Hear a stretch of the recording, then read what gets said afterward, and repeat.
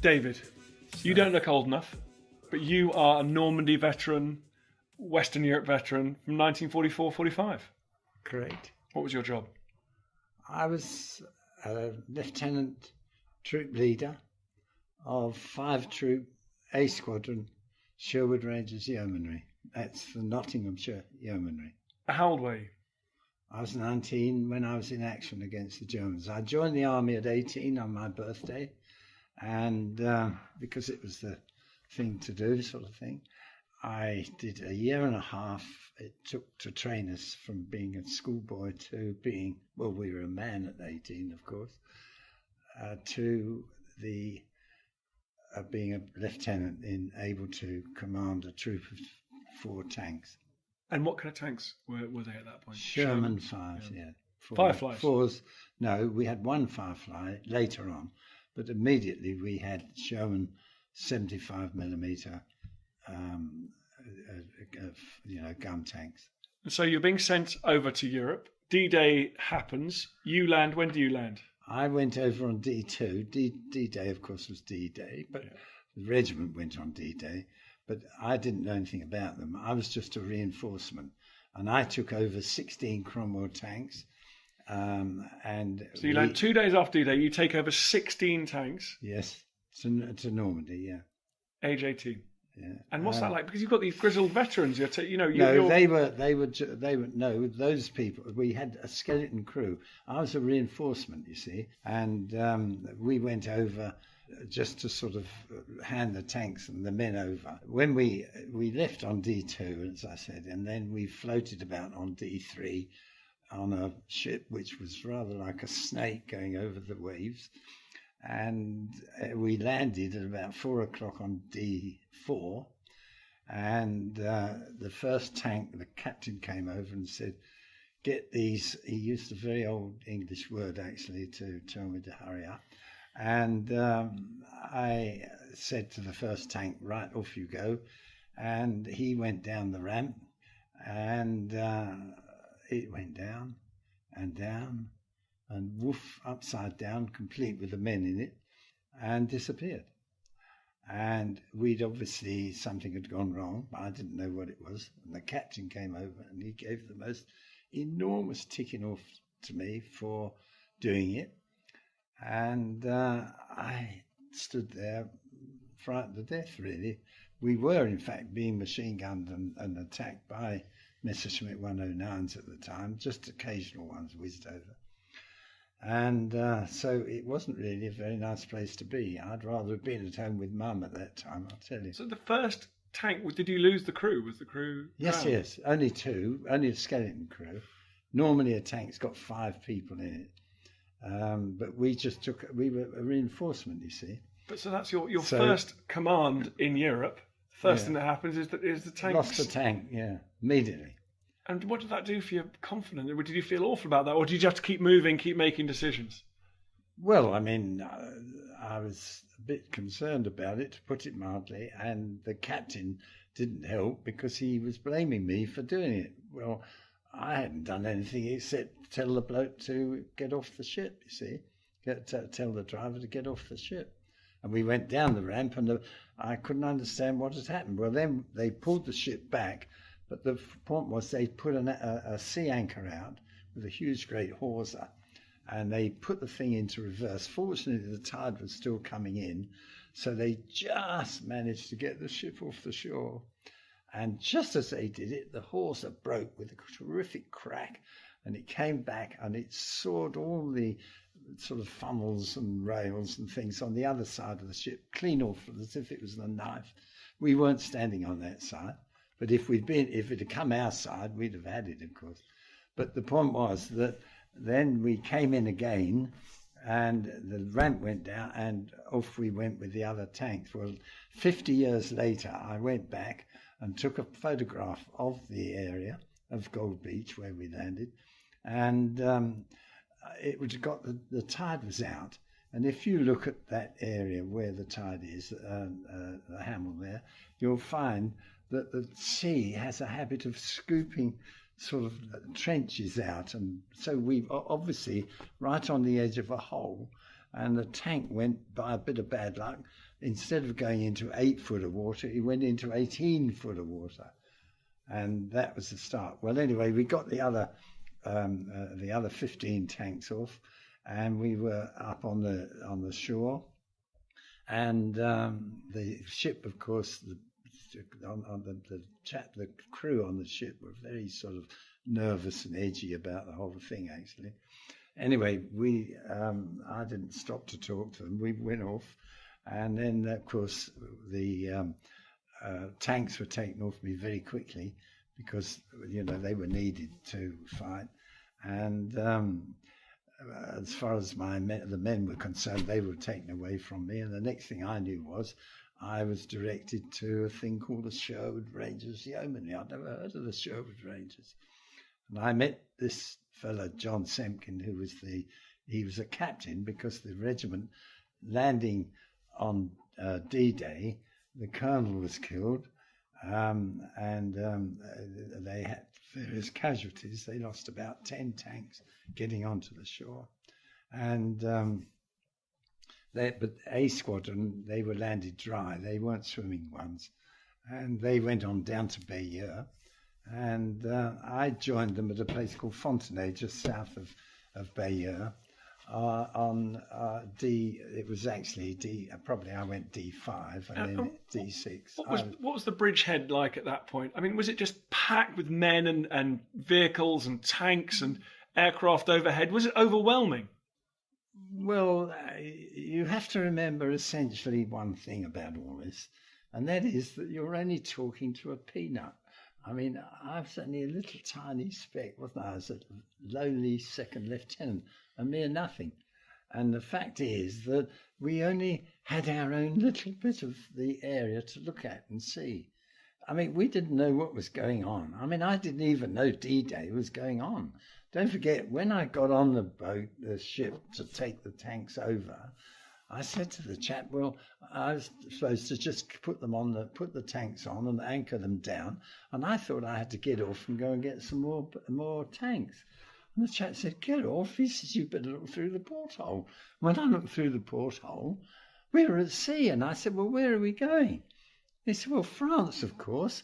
Well, that was my invasion of France. I mean, I know you've got to have secrecy in war, haven't you? Essentially, you mustn't tell the other bloke what's happening.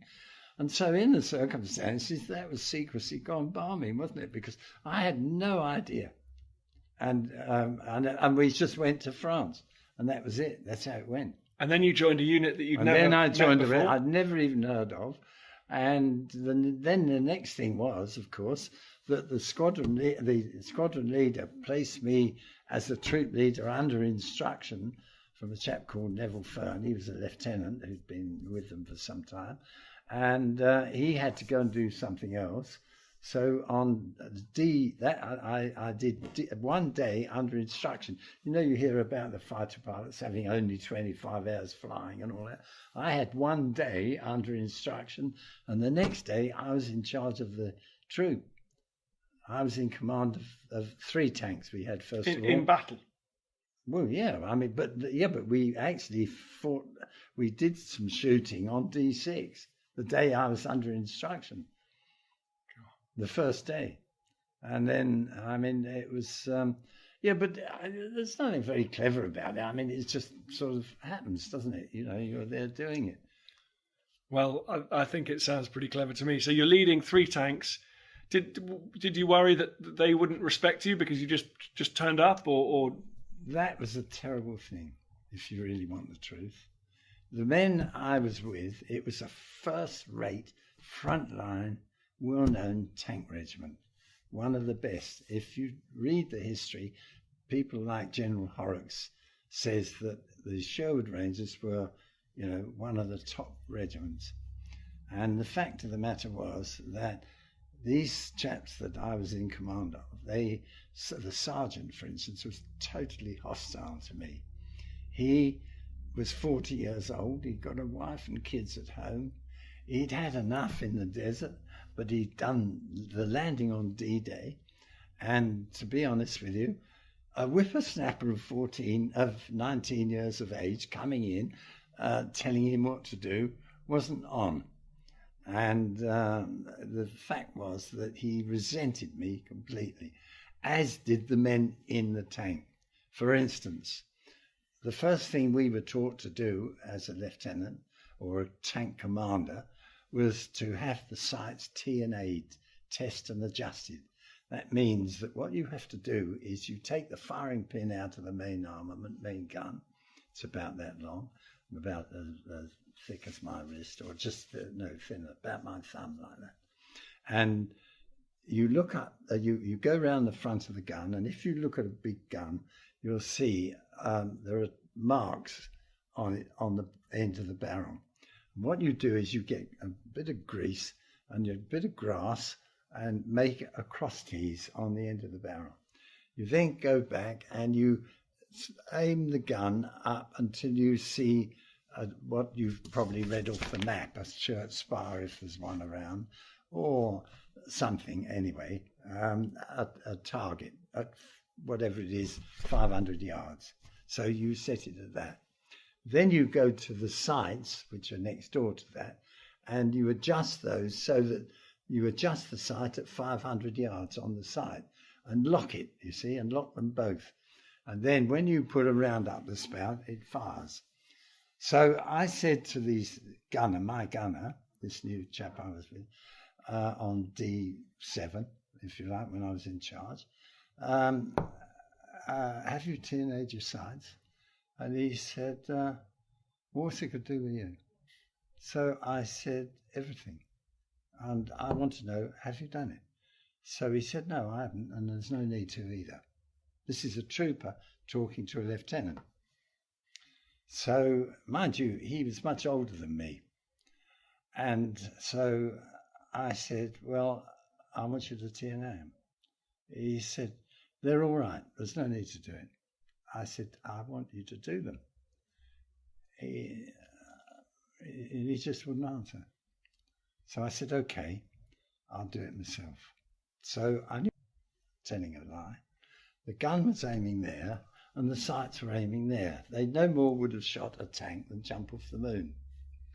So I put them straight and I said to him, now I'm telling you, that's the last time you pull that one on me. You see, time will tell. Grumble, grunt. Well, the long and the short of it was, I had to fight two enemies. One was my own men, and the other one were the Germans. And the question is, my own men had to be dealt with first, so how do you deal with them? I decided that I was going to show them I wasn't afraid, because they were afraid. They'd seen a tank hit with their friends in it, glowing red, sparks coming out, and their men, their friends, are in there. And you see that once or twice. I'll tell you what, you're not too keen about getting in a tank again. Nobody in the regiment, by the way, that I ever heard of, there might have been one, but refused to get back in after the tank had been blown up. All our men always went straight back in, and so did we, because I came out of 3 altogether. But the fact of the matter is that it was a matter of how was I going to gain their confidence. So what I did was I said, I will lead. Well, leading was the most dangerous thing because the first thing that gets hit is the lead tank. But I led my troop all the time, right the way through. And after a bit, they said, this bloke's all right. And they wanted to be in my crew. The people wanted to be in my troop. And we also had another big asset. And that was in the shape of our squadron leader, who, when I joined, was only a captain because the major, the colonel of the regiment, had been killed when he was having what they call an order group with the infantry, deciding what we were going to do the next day. And a shell came down and killed a lot, 4 or 5 of them. And the colonel, therefore, had to be replaced. Well, the second in command didn't want to do it, of the regiment, and so they took the next senior major who was a chap called Stanley Christopherson. And Stanley Christopherson said, he was always laughing. We all tried to make fun of the whole thing. And I'll explain another point about that in a minute. But the point was that he was always laughing and wanted us to laugh as well.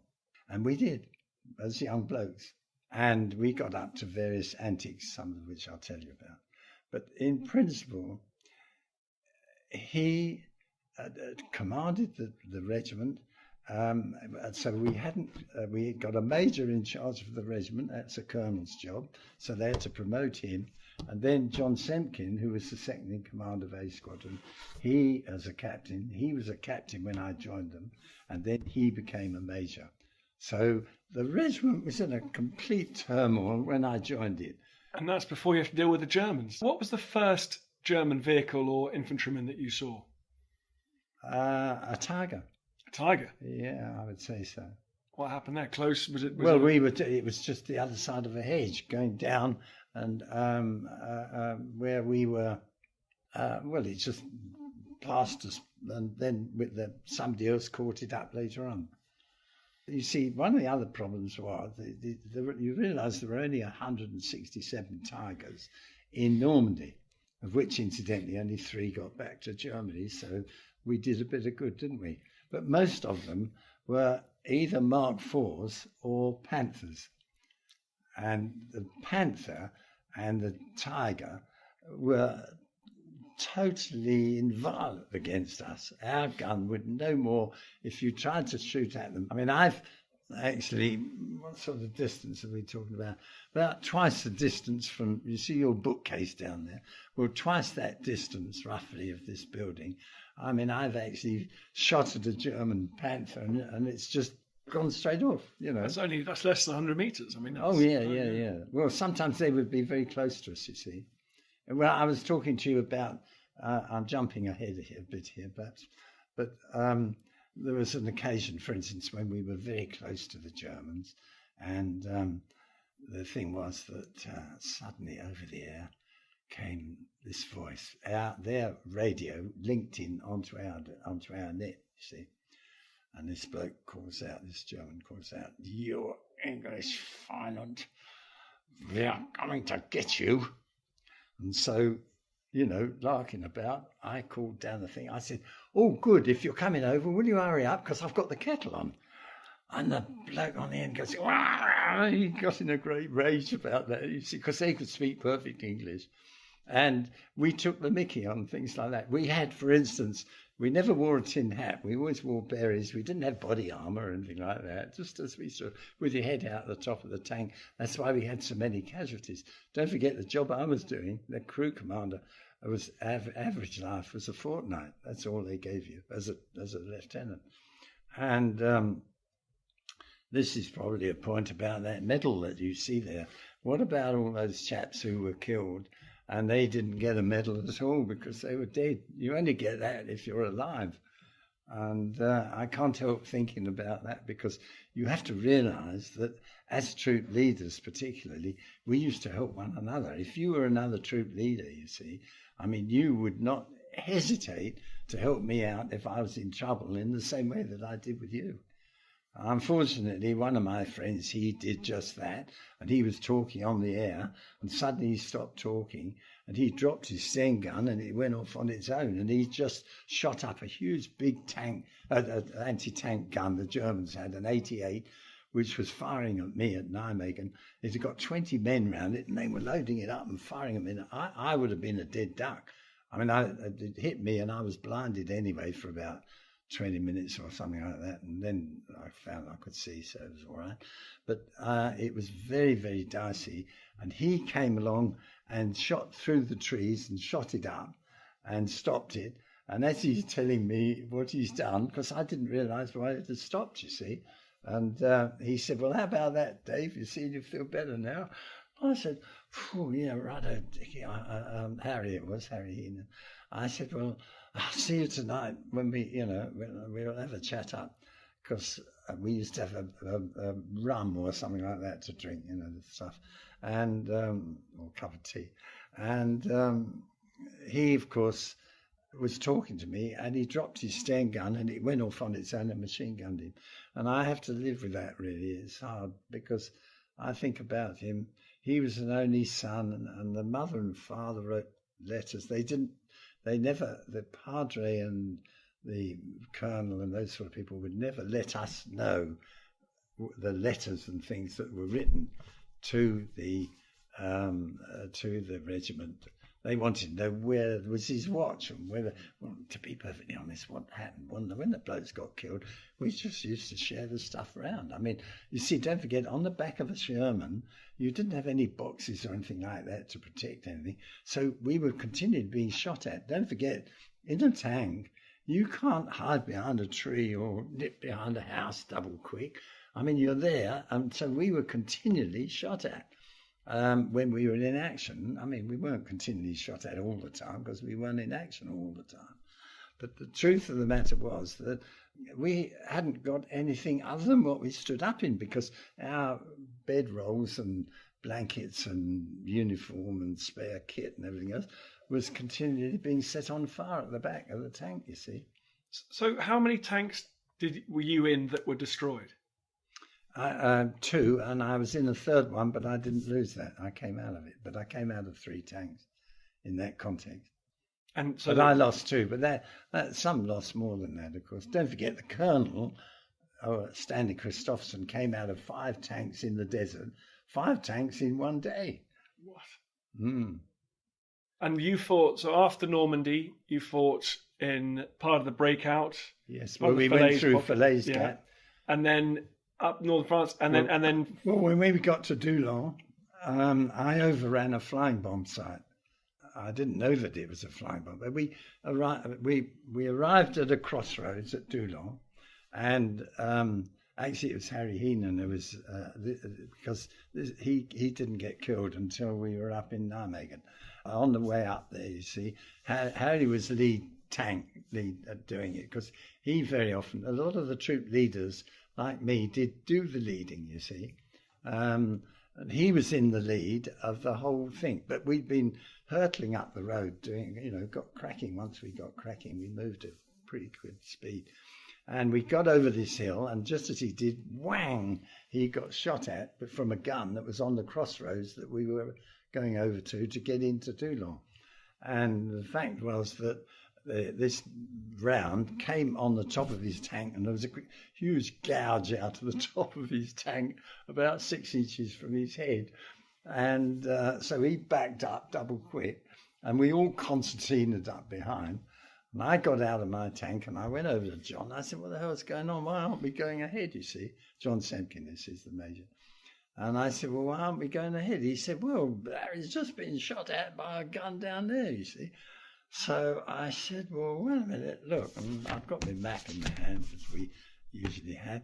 And I said, well, look, if I turn it and go over here at right angles to where we're going, and then I'll do a swoop, because there's a road down there coming in on the crossroads. I'll get on that crossroads road, and then I'll come in and I'll get the bloke sideways on, you see, because he was aiming up there, and I'd be coming in like that. A sort of swoop, you see, which is a thing we very seldom did, but we did. It was done on occasion.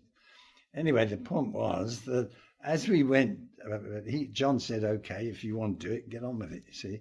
So, right, follow me, I said to my troop, and we went off the 4 tanks, and we went down into a sort of thing where there was a big wall round and all the rest of it. I didn't know what it was. And it was an old ancient sort of fort thing. And in this thing, there was like a ramp with holes in it. You can see one actually if you go to Duxford. They've got one there. And there were a lot of little aeroplanes lying there. 2 or 3 little aeroplane things. And so I said to my gunner, righto, we'll put a round or 2 in them. So we sort of shot at these things. I mean, if we'd set one off, we'd have been blown to smithereens, of course. But we didn't know what they were. I just thought they were aeroplanes, you know. But no men about, no Germans. So anyway, we then go, and there's the road. So I said, well, never mind about that damn thing. But we'd overrun a flying bomb, a V1 flying bomb site. And I was ever so proud, because I wrote home and I said, done a flying bomb sight. That's one that won't be dropping bombs on you.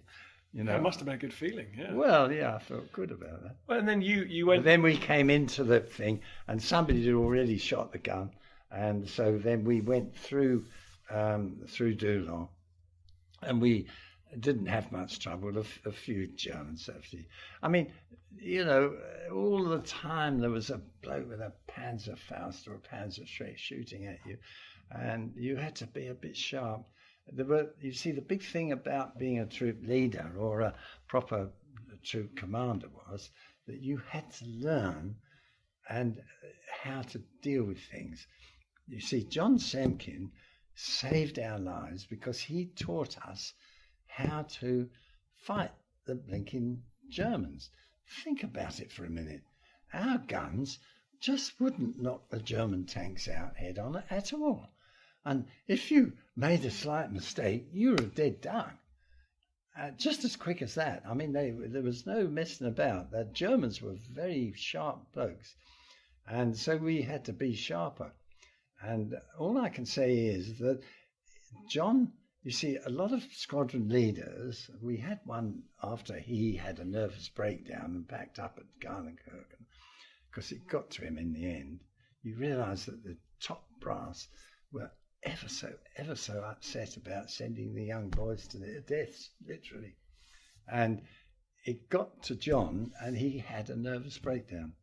And we had another chap in who, squadron leader, major, and I fell out with him because he didn't know his job, if you want the truth. And I said, you know, I won't go into the detail of it, but I said, we definitely can't cope with you because, you know. Anyway, going back to the... So you fought through Nijmegen, obviously part of the Arnhem campaign, but then you fought in Germany as well, didn't you? Oh, yeah, of course. What was Germany like? Oh, that was worse. It was it? Well, they got the ump, you see, because we were in their land, weren't we?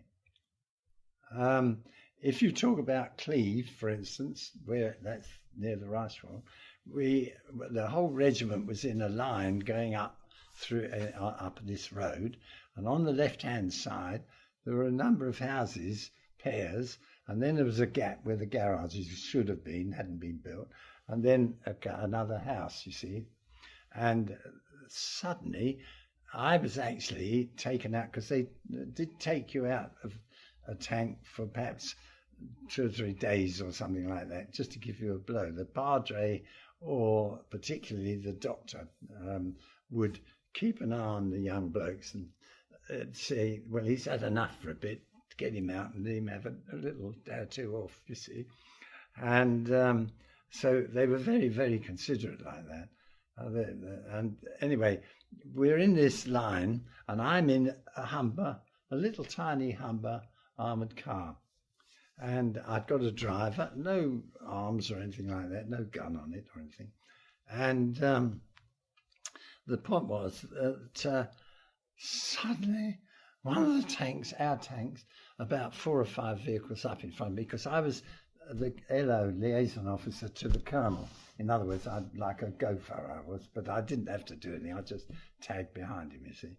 Anyway, the point was that this tank suddenly erupted, you see, and suddenly there was another one behind us erupted, and then another, and the next minute I'm sitting there with the lid off this thing open, top, the hatch above was open, and suddenly there was a whacking great bang, and the thing rocked, you see, and the inside of the armoured car was illuminated with a brilliant white light, just for a flash of a second.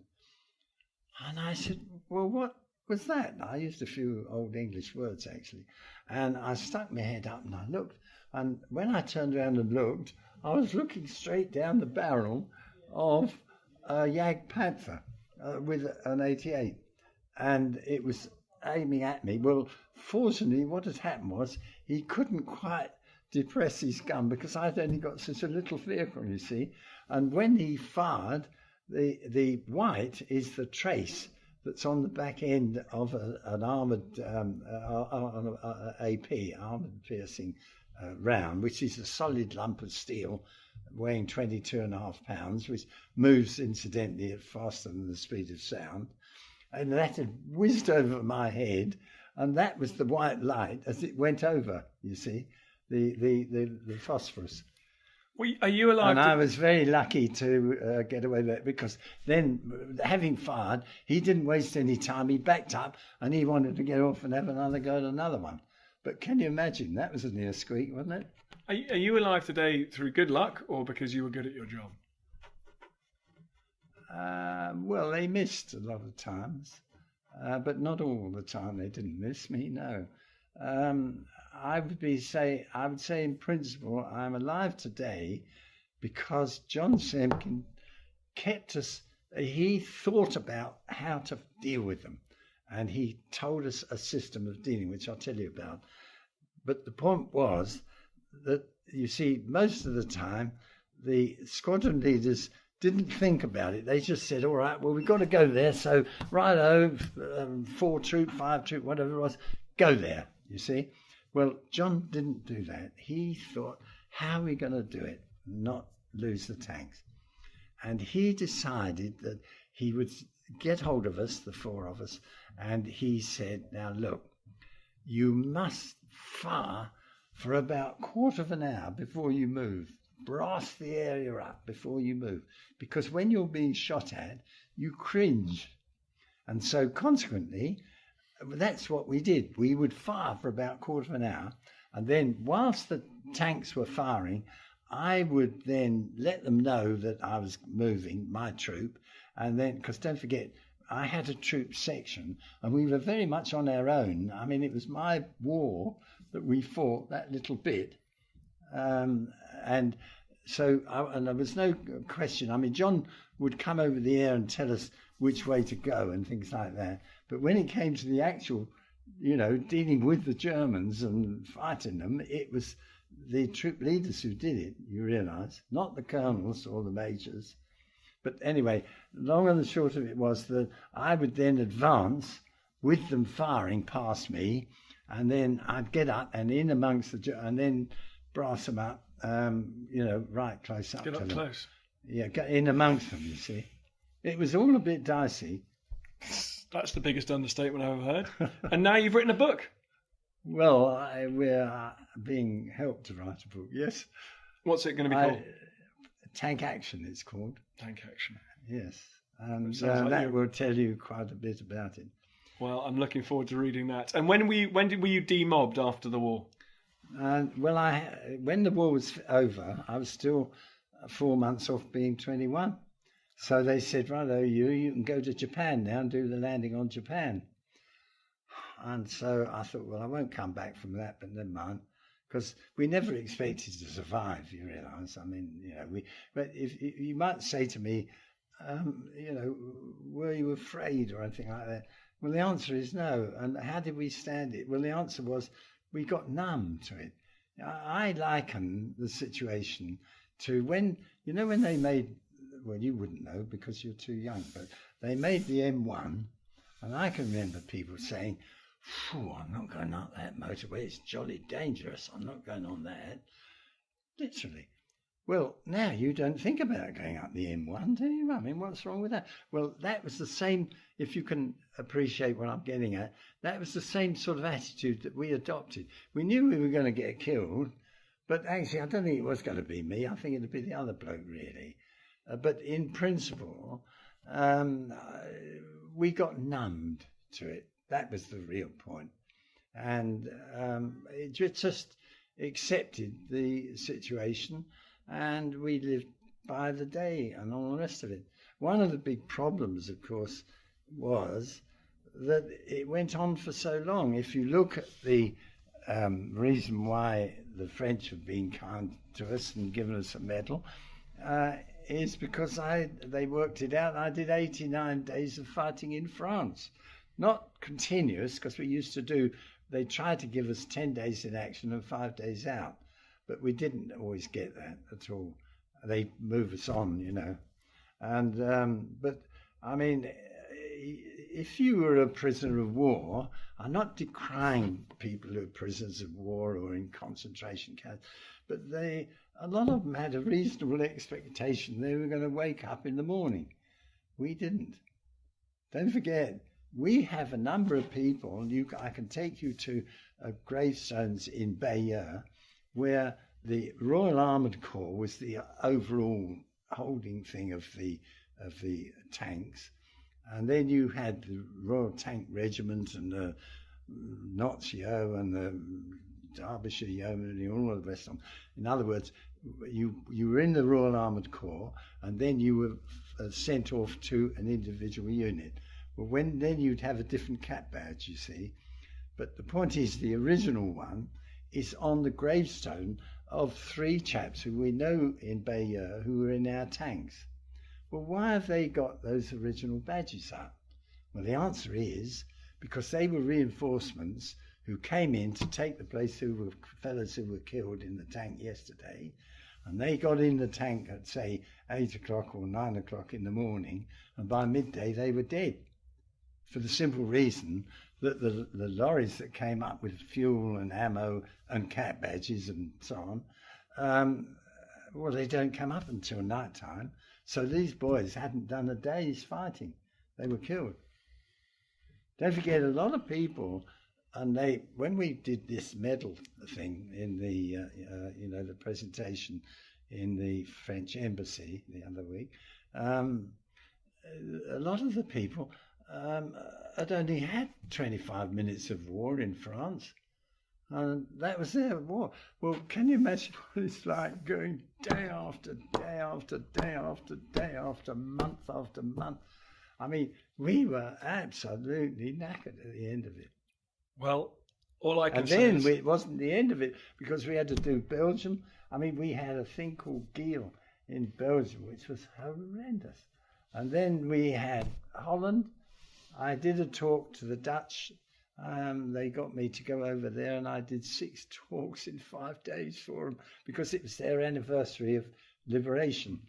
But they made a terrific fuss of us, I must say. Well, I'm not surprised. You deserve to have a fuss made out of you. And no, I don't. I'm only one of thousands, don't forget. And how important was I? Tiny. I only had a little front to deal with, don't forget. Well, David, you've given us a sense of what it was like. Good luck with the launch of the book. And thank you very much for talking to us today. It's been a great honour.